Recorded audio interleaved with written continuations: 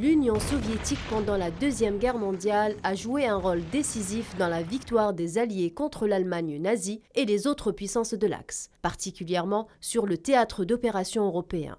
Le 22 juin 1941, Adolf Hitler lance une invasion de l'URSS. Joseph Staline, ancien chef de gouvernement de l'Union soviétique, était convaincu que la machine de guerre totale des Alliés finirait par paralyser Berlin. En effet, les Soviétiques parviennent à stopper l'avancée éclair de Wehrmacht à environ 30 km de Moscou.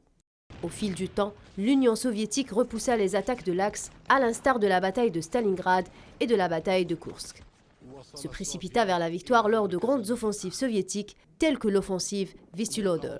Lors de la conférence de Téhéran en 1943, Staline rencontre Winston Churchill et Franklin D. Roosevelt afin de déclencher une guerre sur deux fronts contre l'Allemagne, mais surtout pour discuter de l'avenir post-guerre de l'Europe. À Reims, l'Allemagne signa la reddition sans condition de son armée face aux Alliés le 7 mai 1945, le 8 à Berlin. Cependant, pour éviter la possibilité d'une éventuelle capitulation illégitime, Joseph Staline a exigé une seconde signature au lendemain. L'annonce de la capitulation de l'Allemagne le 9 mai 1945 marqua la victoire des Alliés sur l'Allemagne nazie et la fin de la Seconde Guerre mondiale en Europe.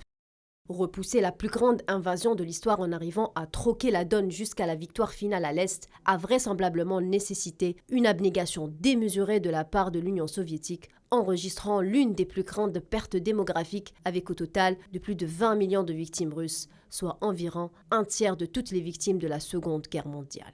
Un tribut très lourd à payer par les soviétiques auquel des années après, on leur a dénié le mérite de cette victoire.